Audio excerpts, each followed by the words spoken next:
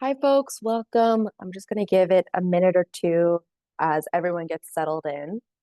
I really appreciate you joining today, but just going to give it a moment or two. Okay. As you're all joining, and we're letting more folks jump into the webinar, I would love to get to know where you're all calling in from. If you could open up this QR code, I really like to get to know the audience, and then we can have a really great conversation today. Feel free to use that QR code and let me know where you're calling in from. Awesome, local. Philly, nice. India, Palm Beach. I'm a little jealous of all the warm weather places today. It's cold and rainy here in DC. California, San Diego. Oh, yes. Italy, yes. I'm very, very jealous of the warmer weathers. Awesome. We have a really great group coming out today. Tokyo. Oh my goodness. Thank you for staying up so late in your day. Oh, this is awesome. Brooklyn, we love to see the East Coast represented. This is wonderful. Okay. It looks like everyone is starting to taper out and log on. I hope you're ready for a really great conversation. And I appreciate, before I get started, just that you're taking the time to invest in yourself. I recognize that this is an extremely busy time of year with all of our work schedules and family obligations. So to carve out an hour to invest in yourself and to prepare your application component, I really appreciate you taking this time to join me. So who am I? I'm going to jump back to my last screen. I am Madison Shields. I am the Associate Director here on the admissions team. So I've been on the team for going on about 4 years. Goes by quick. And I'm very excited to share today about application tips and tricks, how you can best prepare a complete and competitive application. A few housekeeping, items that I would love to share before we dive into some really great content. So this is going to be about our conversation on how to prepare your application. I recognize that our round 2 application is just around the corner, early January on January 6th. So I'm going to be gearing a lot of these conversations and tips on how to help you prepare a complete and competitive application. With that said, I'm going to give you some great resources at the end on how to keep and stay in touch with our team to help you navigate any other additional questions you might have coming out of this particular conversation today. I ask that if you have any questions, please put that in the Q&A box. It's going to help me make sure that I get to as many questions as possible, and it'll help me kind of navigate from there. I'm going to pause at different points of this conversation because I recognize that a lot of questions will probably pop up in your head as we go along. So feel free to put those questions in the Q&A box as it comes, and then we'll address them in the relevant parts of the conversation. Okay. And then the next big thing I would like to remind everybody, so as an attendee today, I'm really thrilled to share that you will receive an application fee reduction code as at the end as you complete this full webinar. So I would recommend keeping an eye out on the email that you have inputted into our system in the next day or so, and you will receive a survey with links and instructions on how to receive that code. So just want to say that at the start, and I'll remind you as we go about this conversation. Okay, so those are the big 2 housekeeping items. All right, we'd love to see how global our community is for sure.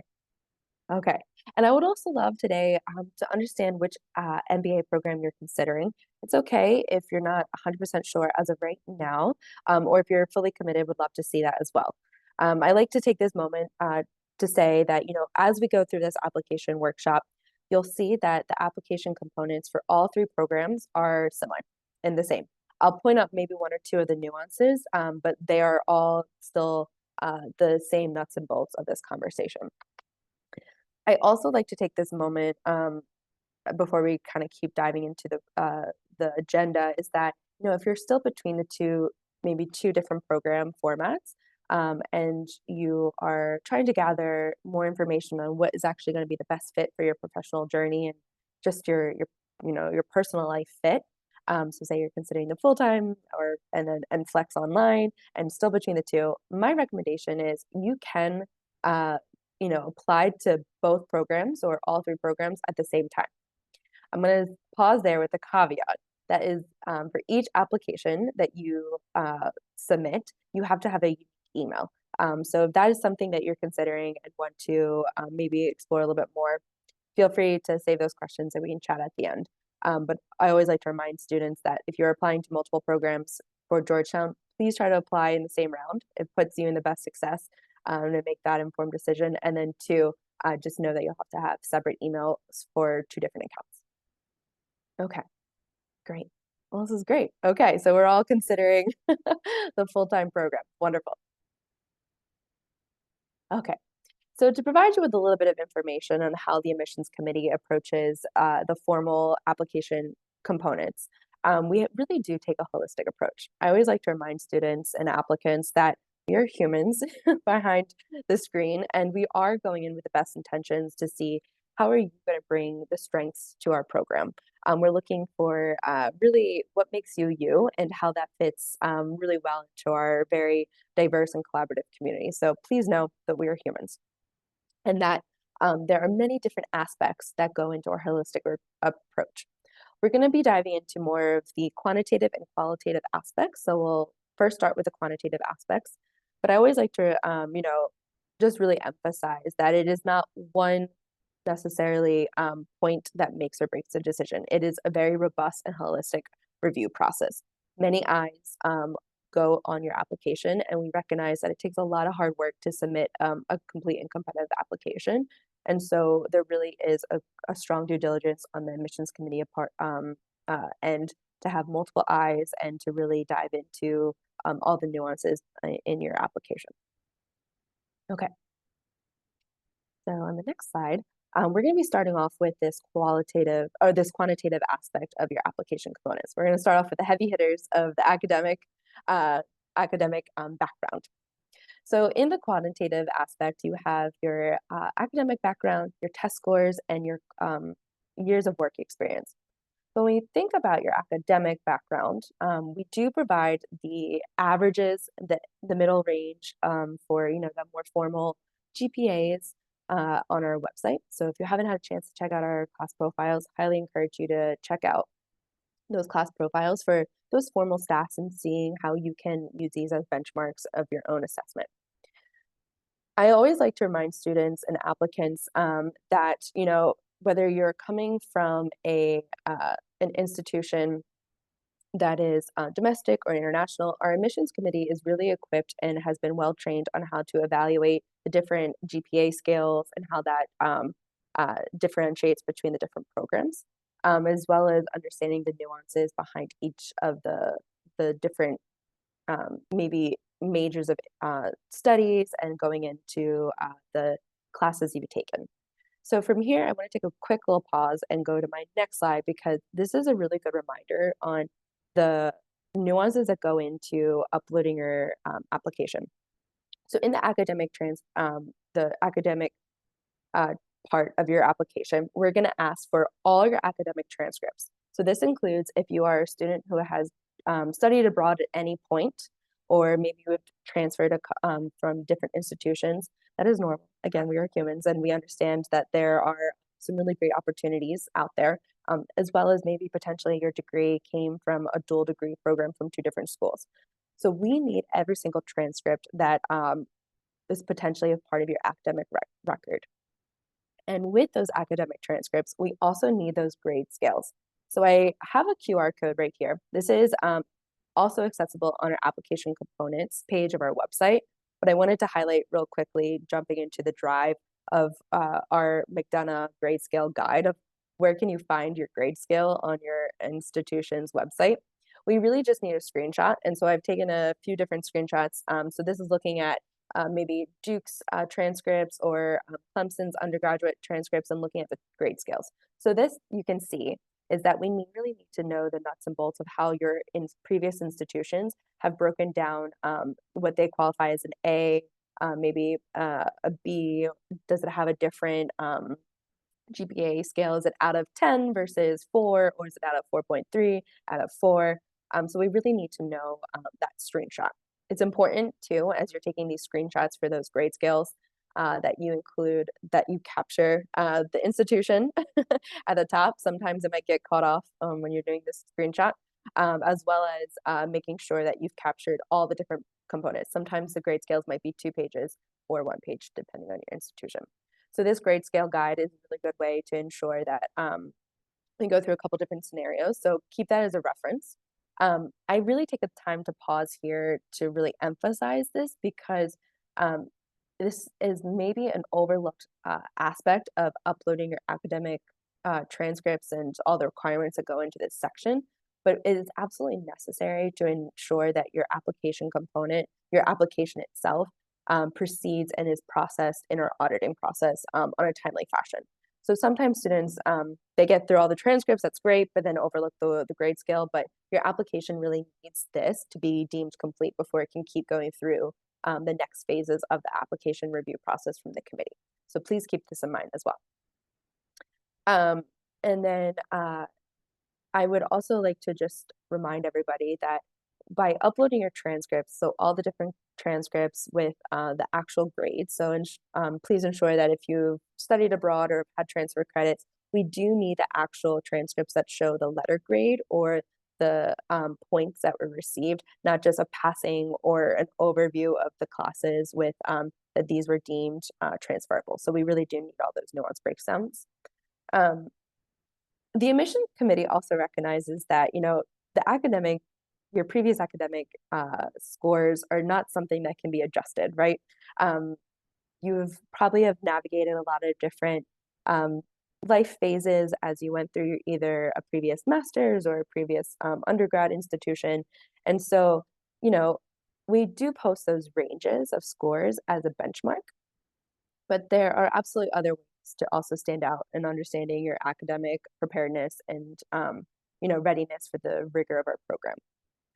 I think too it's nice to know that there is an optional essay section, and so I encourage you if there are any trends in your transcripts. So say you might have had a couple of semesters that were a little bit below more of your below, I would say, your typical performance, please indicate that on the optional essay. It's always great to be able to share in your own words, maybe something that you were balancing, or maybe highlight another strength in area that offsets or provides a little bit more context as to what was going on.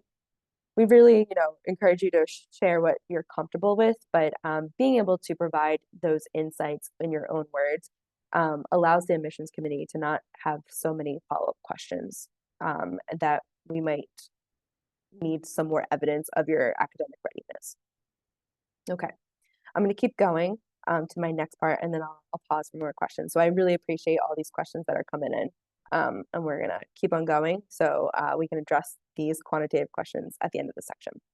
Okay, so the next part of the quantitative section is your test scores. Here at Georgetown, and I hope you've probably have heard from other institutions, is that we really encourage you to take the test that you're going to rock. So whether that's the executive assessment, the GMAT, or the GRE, we really encourage you to take the test that and are confident to rock the highest scores. So with that said, again, we also post the middle ranges of our test scores. This really gives you an overview of the incoming classes performance on the test scores.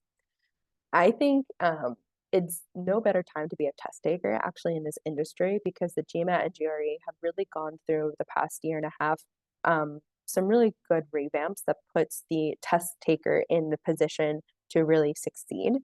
So if you're kind of new to those nuances, just know that they have gone through some different evaluations that have adjusted how they the different sections timings and the questions that are asked, as well as the different grading scales. Please know if you're proceeding to take the GMAT, the new version of the GMAT, which is now just the regular GMAT, or if you have different GMAT or GRE variations of what they've now have had 2 different variations for the past couple of years, please know the admissions committee here at Georgetown is very much well equipped to be able to handle and evaluate those different school reports. We do rely on the GMAT and GRE's published grading scales. So that is definitely where we reference the nuances. And we also require the applicants, so you, to let us know which versions of the test. So we really do go into those nuanced details. Um, my recommendation too is, take a test one or two times. We really see that it takes one or two times for students to see which test is the best fit for them, and also maybe potentially show areas of progress. I would like to, so as we go through that, so after you've taken the test maybe once or two times, um, as you submit your application, this is really important. So please note this. Um, for both your test score report as well as all those academic requirements, we're only asking at this point of your application for unofficial reports. However, the GMAT is a little bit tricky because if you're going to go and take a screenshot of your score report, you need to ensure that your name, your first and last name, as well as the test date is included with all the different the test sections and test score reports. So when you're pulling up the GMAT or GRE dashboard, but really this goes into the GMAT dashboard, you might just automatically go in and take a quick little screenshot. The trick is to please actually go to the display section where it says personal information, and there's a little drop down arrow. And then so you can see your personal information on top of your score reports. This is really critical to know that those score reports match with your identity. And this may actually, if you do not capture your name and test date on your score report, your unofficial score report, that may slow down processing. So make sure that's noted as you go through and submit your application. Okay. And the last section of the quantitative experience is your resume. So we really want to ensure that your career progression and your leadership experience is really robust and can provide a lot of really quality conversations to the classroom. Our typical MBA students, whether you're considering any three of our programs, are really ranging between that 2 to about 9 to 10 years of work experience. The average is about 5 years, but I would say it's that range of 2 to 10 years, which is pretty common. Within your resume, I try to encourage you that you keep your resume to one page. It's definitely going to set you up for more success too as you get later into your MBA programs where you start to really build out a business resume. So please try to highlight everything within one page. However, the system won't kick you out if you submit something that's two. Um, we encourage one page because we really want to ensure that we're seeing, any career progressions, any change in leadership responsibilities, some of those more measurable impacts that you might have had in those big projects that you're really are trying to highlight in your resume, and that what has that brought to your experience as a professional. Okay. So that is going to lead us to our qualitative section. I see a lot of questions that have come in for the quant part of our assessment. So I want to just address these as we go along so they're not lost as we keep going into the continued part of our assessment. So thank you also for everyone who's been putting this in.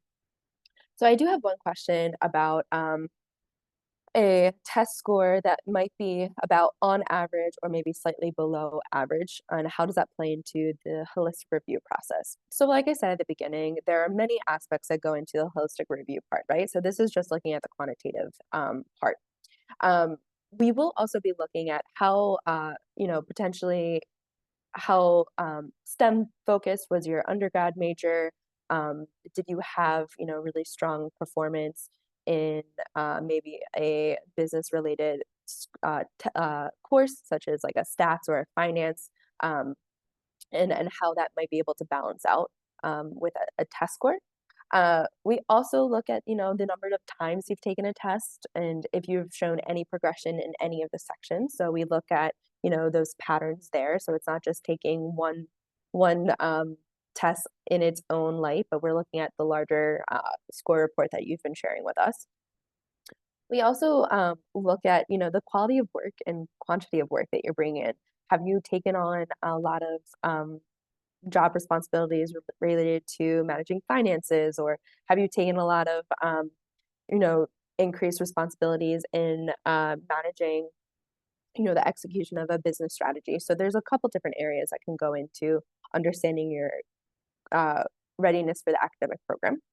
Um, with that said, this is not required, but some things that you might have probably have been hearing from current students or talking with some admissions advisors. But ultimately, we want to ensure that you're prepared for the classroom, and so any sort of additional MBA math quantitative prep is always helpful and just beneficial for you once you get into a classroom. If you do not have any sort of more of that STEM or business quantitative background. So there's a plethora of resources out there, and you're more than welcome to research those. We do not necessarily have a preference on any of them, but ultimately try to encourage you that you do a quantitative math prep course or certificate that prepares you ultimately for the classroom, because that's what you're here for, and you want to be sure that you're ready. Great. Um, okay, so I do have a really good question about unofficial transcripts um, that are from international institutions and whether that their 3-year degree can qualify as a 4-year degree. So I recommend going on to our website, looking at those requirements, but essentially we just need your WES translation and just making sure that that is approved by the World Education Service. The S is a service, is deemed, acceptable. But please know that our admissions committee, especially here at Georgetown, which has such a globally diverse student population, that we have seen transcripts from all sorts of institutions from all over the world and have had those nuances and understanding of it. So please check out one first, our website and the WES standards, and then two, if you have any more specific questions to your personal case, feel free to reach out to our main inbox and we can help you with some of those nuances. Wonderful. And then I am seeing a few different questions about our unofficial transcripts not having a grade scale. So in order to find the grade scale, you'll likely have to go into your institution's academic booklet or some sort of publication. Those grade scales are not usually on the transcripts. They're usually somewhere on the website or their academic curriculum compiled booklet. That's usually a PDF that might be on their website.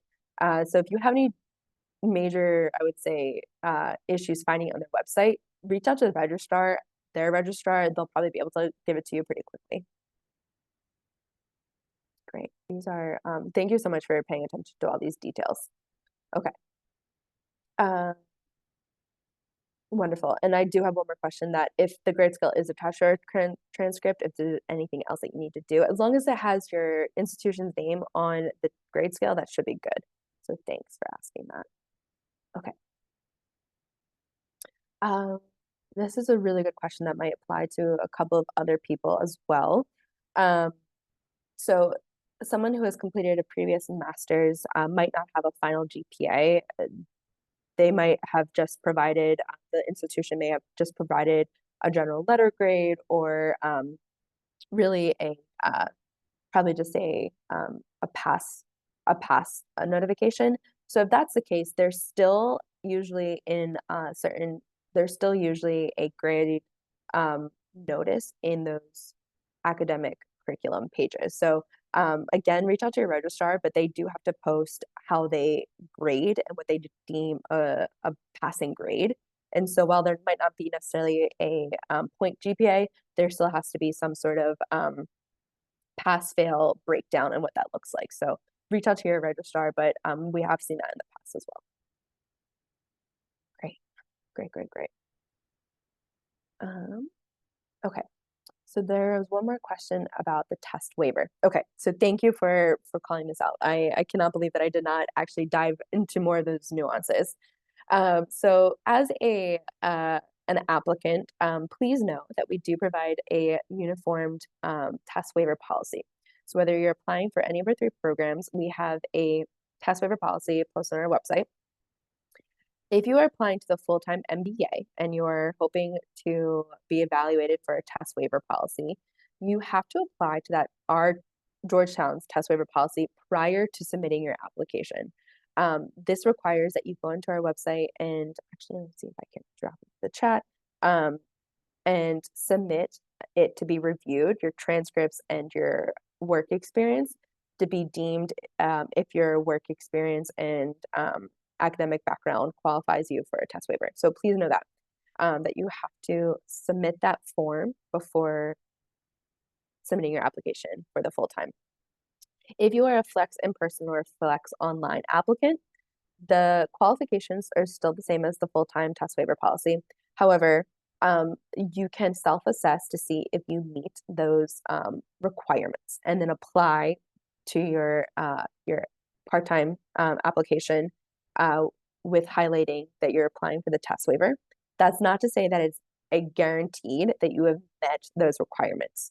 That just means that you have self-assessed that you are choosing to say that you are applying with the test waiver and that you feel confident in your work experience, that your current work experience, as well as your academic background, that there's enough evidence. However, the admissions committee may come back and require more quant evidence, and you won't know that necessarily until after receiving your decision. So that's why we really encourage you to really be honest as you self-assess those criteria, and understand that you may be required for more quant evidence. So again, just to recap that, full-time, if you're considering and want to explore the test waiver, please know you have to apply for that review process and receive like a yes, you've received this confirmation from the admissions committee, or no, before you submit your application. And then the part-time applicants, please know that you can self-assess if you meet that test waiver, but know that it's not guaranteed, and the admissions committee may come back and require more quant evidence. So I also encourage you to know that this is to also highlight the ability of being able to prove your quantitative readiness and preparation in more, real world experience, knowing that that might be more applicable to your situation. Okay, wonderful. So thank you for highlighting that I did not go over the test waiver. I appreciate that. Okay, we are now jumping into, hold on, I think oh, this is really great. One more question about, um, one more question about the deadline and the test scores and receiving them back in time. Thank you to this person who's asked. I recognize too that the holidays and this winter break period that we're coming up to is a really great time to take advantage of sitting down and taking a test. And so if that test score is not quite ready for the round two application deadline, we really encourage you to have all your application components at the deadline.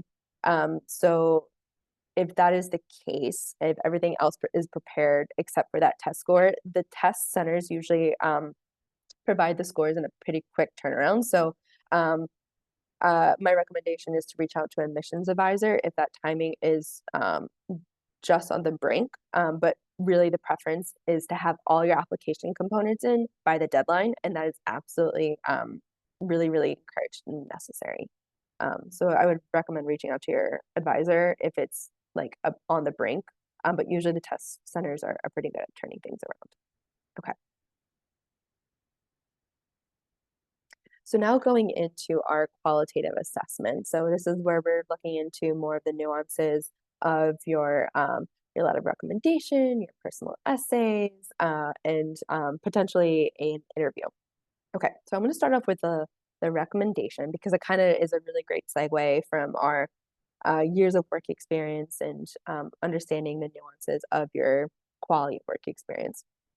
So from here, I always like to encourage that you you ask a recommender that has seen your career progression in a couple different facets, that has really been integral into your daily development, as well as been a larger maybe potential a viewer of your overall career arc. So with that said, it's really important that you ask a direct supervisor. So there's a couple nuances though that usually come up, is that, as a full-time applicant, you might not quite be ready to have that that serious conversation with your direct supervisor or your employer. And so potentially a previous supervisor that has served in a similar capacity would still be acceptable. I do really encourage, though, those students who are applying part-time, it is necessary to ask a direct supervisor to be your recommender. We really need to ensure that you have had those, and I would say those serious academic obligation conversations with your employer, knowing that this is a big next step in your career development, and also time management with your work obligations. So that's why, as a part-time student, it's serious that you have a direct supervisor be your recommender. And with your recommender, so there's a couple things I want to put on everyone's radar because we are coming up to that deadline. So one, as soon as you put your recommender's email into the application portal, you will that will trigger an automatic form that goes to their email. So you do not need to necessarily submit your full application before they get their form that they need to complete, but it's as soon as you put their email into the system and it gets automatically triggered. They do need to complete that automatic form that it comes from our team. It is necessary because that is how we fairly and consistently evaluate all letter of recommendations. So if there is a recommender that has completed the universal recommendation form, I'm blanking on the actual name, but the general academic recommendation form, they can share that with us as an additional attachment. However, they still need to complete our form. So I would just recommend having that conversation with your recommender so they understand that it is integral to not holding up your application processing. My other tip for this section is to provide a email for your recommender that is their personal email, not their work email. What happens and what we have consistently seen is different organizations, whether you're military or maybe working in the government, or potentially potentially a tech company with some really strong firewalls. Uh, Personal emails do not necessarily always send that required form to spam. So to avoid, recommender's work email preventing preventing it from their firewalls or protection or some sort of like it just automatically gets sent to a spam and gets like stuck in the world of the digital world and doesn't actually get to their inbox. We really encourage you to add your recommender's personal email. It really helps them troubleshoot on our end, and it kind of expedites, I would say, any sort of like initial troubleshooting. So that's a really good thing to keep in mind. Additionally, it's always best and highly advised that you tell your recommender the deadline is a week prior to our deadline, because we really do need your recommendation as at the deadline, so by January 6th. So I always encourage students to give their recommender a different day that's a couple of days ahead of time so it gets in the system. And we all know, chatting with our recommender is precious to their time and it's always an honor. And so just giving them a little bit of that buffer will help ease your stress come application deadline period.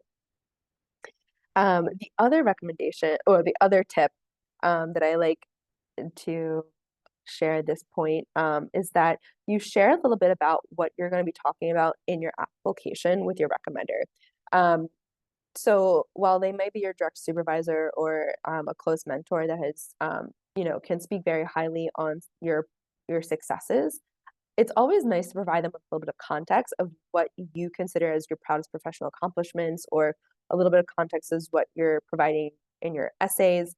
So they can also complement the experiences that they've had with you in their recommender. So provide them a little bit of context and have that good conversation. Okay. So I think that's great on the recommendation side. Okay. So personal essays. At Georgetown, we provide you with 3 prompts for your written essay component. This is not meant to be a trick question. We do provide you with 3 prompts. Please pick one that speaks the most to you. So you only need one written essay that is from one of those prompts. Um, it is we do not have a preference. It is really based on what prompt speaks the most to your personal experience. Um, I always like to encourage applicants to, maybe have a conversation with a colleague or a close friend that has worked with them in a professional capacity to some point, um, to run past how you're going to approach this essay to see if this speaks the most authentically to your story. And so it's always good to have that self-reflection period, and writing about yourself can sometimes be an interesting new muscle to run and to build. So I think that's a great way to get started on that one written essay component. We also require for your application a video essay. And I know this video essay from conversations tends to bring up some initial stress on applicants, but that's not the intention. The intention is to give you the ability to share with the admissions committee a little bit more about yourself. This year, the prompt is what brings you joy, what has recently brought you joy, and it's really meant to be 1 minute. You can film this as many times as you would like. Please treat it, it does not need to be a high production and cut and um, a high, I would say, intensive editing process, but treat this as like a recorded Zoom video. You test it as many times as you want, as long as the audio is clear, the lighting is bright, and we can see you, and you're talking for the majority of it. That is what we're expecting. And so, please, this is something that the admissions committee always looks forward to, and I think is a really great way to complement a lot of the formal written pieces of your application. It's also a really great way. So this takes me into my next um, point, actually about the interview. So I'll come back to that. But to my last point about the video essay is that if you are invited to interview, only one member of the either the admissions committee or one of our admissions colleagues who are helping us conduct interviews really gets to meet you. And so the video essay is a way for the whole admissions committee to really get to know you. And so I think that's what the really great joy and benefit of the video essay is. Okay. So now going back to quickly the resume, I think that is complemented by the letter of recommendation that we talked about, and talking about the years of work experience, any career progressions. But in this particular component of the qualitative review process, I like to highlight that, again, we're humans, and we have experienced similar, world events, and how that may have impacted your professional journey. And so if there are any, employment gaps or breaks that you've taken to explore other professional pursuits, or maybe have navigated some unexpected economic situations, please just address that in the optional essay. There's also just a point, an essay part where you can address any gaps. But if there's additional context that you might want the admissions committee to have, please just address it in the optional essay. We understand and are just hoping to see how you continue to pursue any professional development during that period. Okay. From there, so say you've submitted, I'm going to go back to my next slide. So say you've submitted, right, your test scores, your transcripts, your resume, that written essay, the video, recommender, it's all ready to go, and you've submitted it by that deadline. It's all nicely packaged by January 6th, that deadline, that round 2 deadline. What happens from there is then the admissions committee goes through and does some really great audits to ensure that everything is there, and your application can proceed and be processed formally. And so the remaining component that is necessary for your application is potentially being invited to have an interview. So interviews are offered by invitation.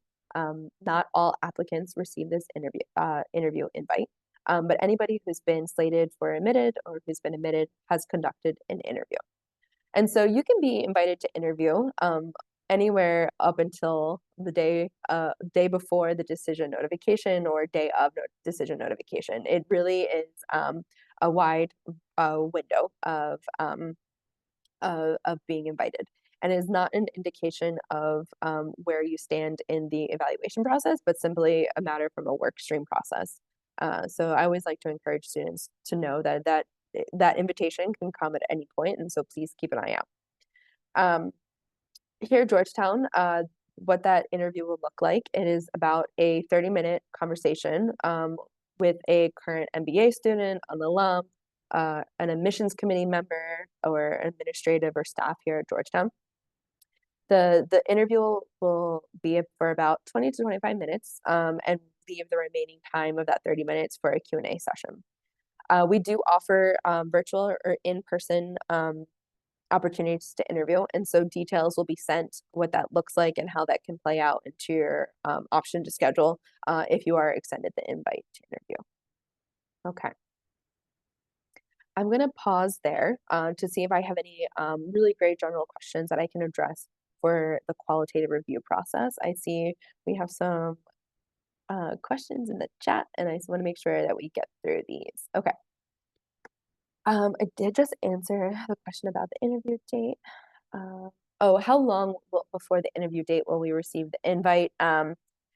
Usually we give about sometimes we can give about a week or to a week and a half scheduling block out if you are extended the invite to interview, or it can be as quickly as 72 hours. It kind of depends. So if there's any conflicts, you can reach out to our team, but there's typically very strict scheduling that we need to follow to ensure that things are running on track and that your process is as planned. So you'll get that information if you receive that invite. Okay.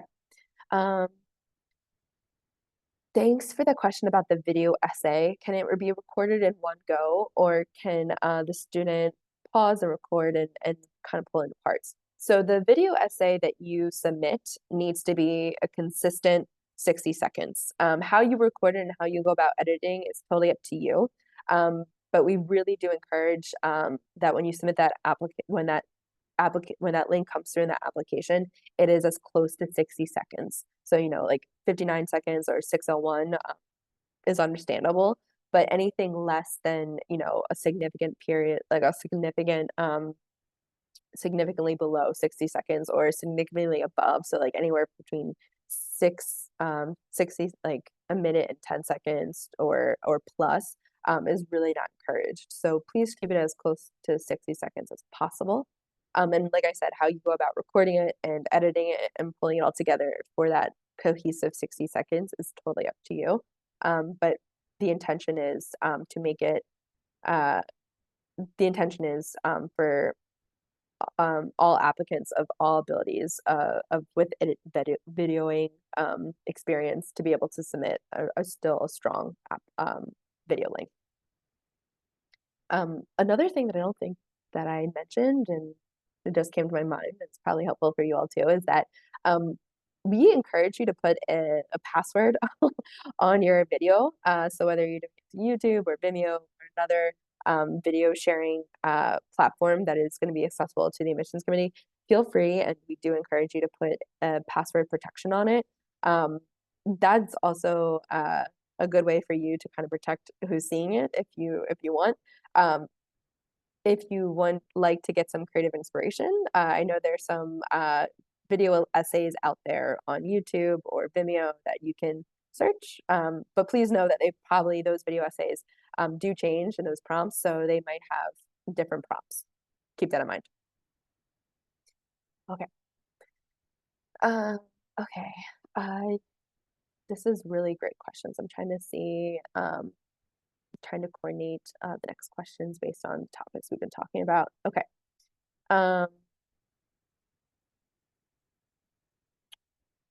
The next question, so there's a couple different questions about the GMAT and jury, as well as the nuances of uploading it and when.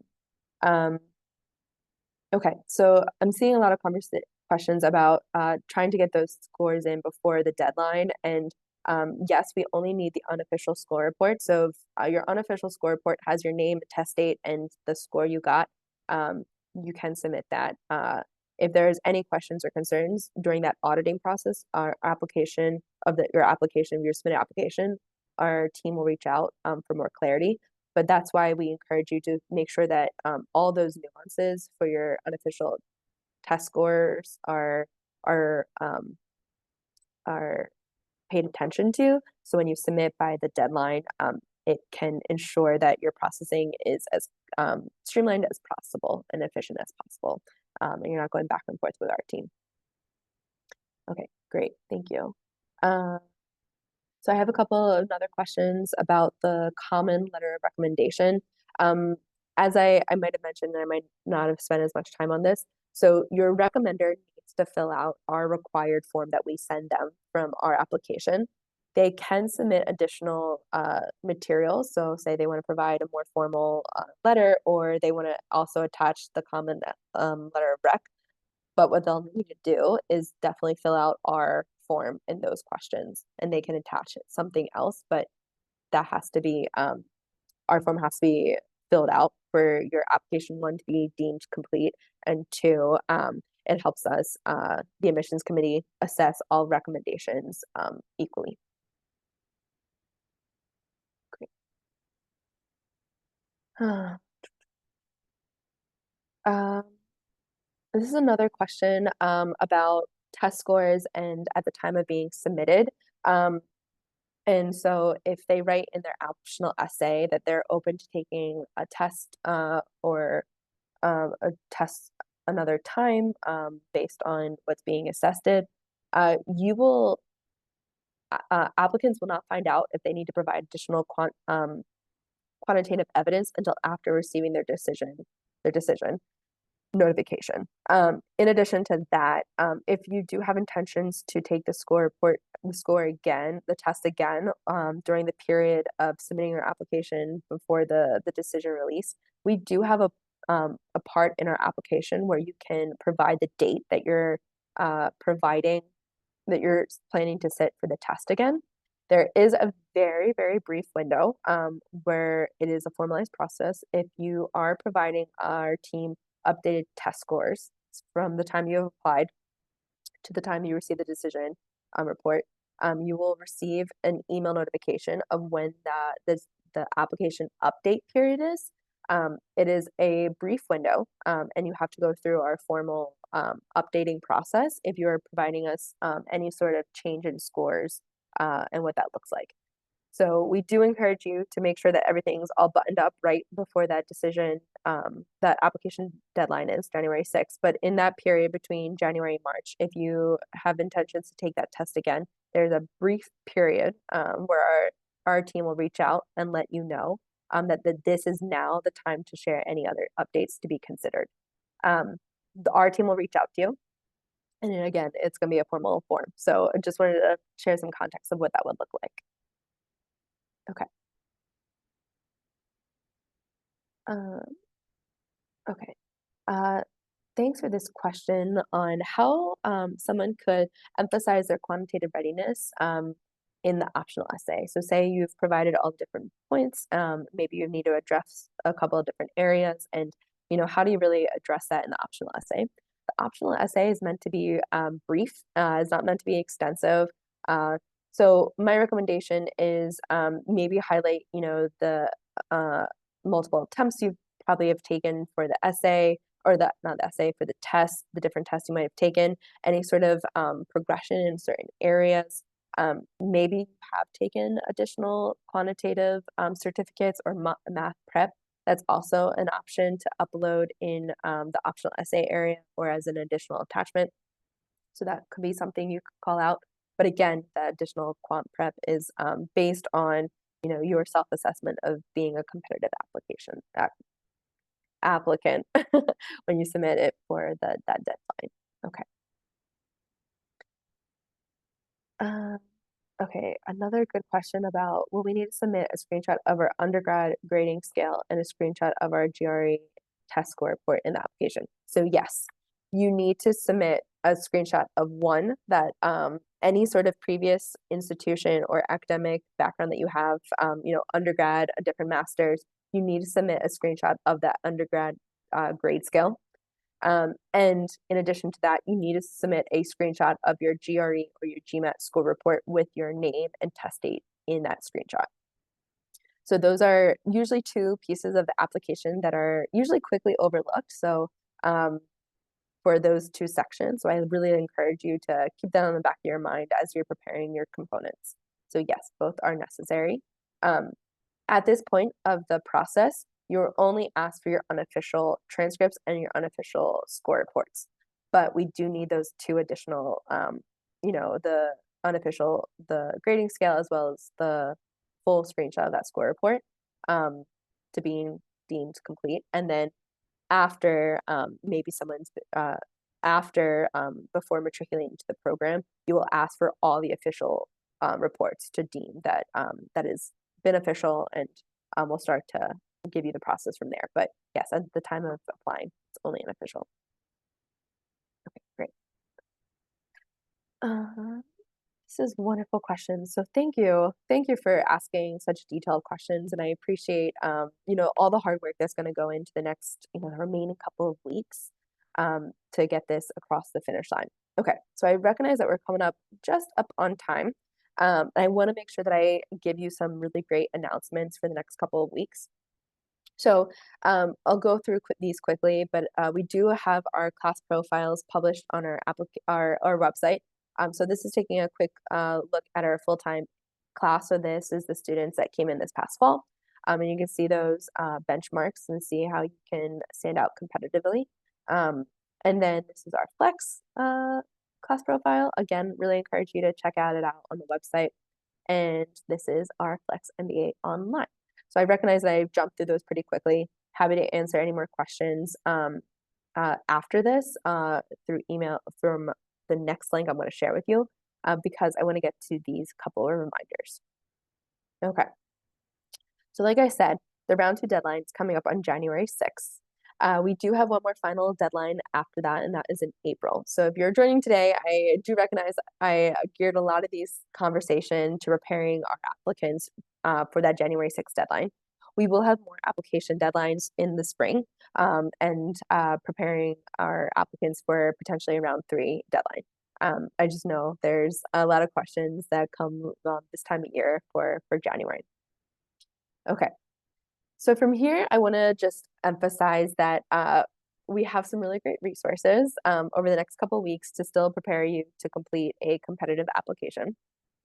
So I encourage you to check out our events page. We have some really great upcoming events. For the spring, we're still populating that website. So please know that we have some really great more events coming up. We've put a couple of save the dates to put on your radar that are still really great ways to engage with our community.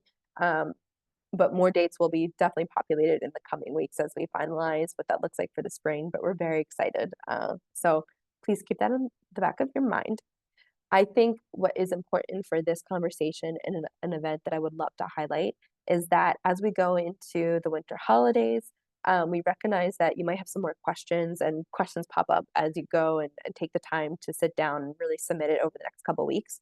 So we do have a round 2 application Q&A event that is going to come up on, I believe it's Thursday or Friday. It's going to be January 3rd.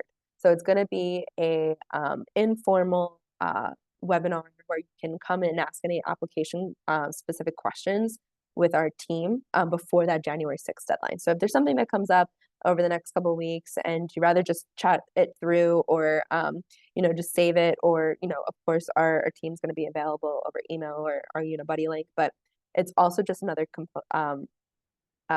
opportunity to engage with our admissions team for some nuances of the application if you have any trouble that you just want to chat through. So keep that on your mind and please sign up for that. That's a really great way, like I said, to answer any last minute questions or concerns before that Monday deadline. So really great and helpful and highly encourage you to join that if you can. We also have our Unibuddy chat. So up here on the top left block, you're more than welcome to chat with any one of our admissions advisors, ask them questions about the application components, ask us about the program and the really great opportunities here at Georgetown within your MBA. And we do really love to share more links to our student ambassadors. So please know, I just want to make one little caveat, is that our student ambassadors are actually undergoing their leadership transition period. So they're also in the middle of finals. So please give them a little bit of grace if they are a little bit slower to respond to questions. We are also going to make sure that we have our new student ambassadors up in January. So if you've had some really wonderful connections with some of our student ambassadors over the past couple of months, know that there's actually going to be a leadership transition, and some more phenomenal first and second years are going to be joining our team come January. So another really great way to see if there's any more students based on different backgrounds or different clubs that they're involved in different industries that might align with your interests, and to keep chat. So there's always great ways to stay connected with the Georgetown McDonough community. But just know that some really great, leadership transitions are just naturally happening in January. Okay, so I've talked a lot. I just want to go through the Q&A box because I recognize we're coming up a little bit close on time to make sure I've addressed all the major questions. Again, feel free to reach out to an admissions advisor or save and register that date for that round 2 Q&A, and we'll definitely be happy to help more questions and concerns. Okay, so it looks like wonderful. We've had some really great questions that we've addressed about the test waiver. Okay, there is one question that I don't know if I necessarily addressed about the test waiver, but if you are a student that has, as a full-time student, been deemed approved for the test waiver, or if you're a flex student that has self-assessed that you've met the certain criteria in a lot of different areas, and that you're able to prove your quantitative readiness in other capacities, it is not reviewed detrimentally on merit-based scholarship considerations if you have been approved and met that criteria for the test waiver. It is simply giving you the opportunity to show your quantitative readiness in a way that is more accessible to either your career background or your personal life. So that does not detrimentally hinder you from merit-based scholarship. So merit-based scholarship are all of our applicants that have been slated for admitted will be reviewed for consideration of merit-based scholarship. And so that is nice to know as well. Okay, I think we answered a lot. Okay. Okay, so one more thing as I wrap up. I think we've gotten all the really great questions underway about the nuances of the application components and preparing you. Thank you so much for joining. I really, again, appreciate the hard work that it takes to preparing a complete and competitive application, and two, fitting time in during this busy time of year for joining me. So as an attendee of this event, please keep an eye out on your email, and you will receive an email with a survey. At the end of that survey, you will receive instructions and and your unique application fee reduction code for attending this event.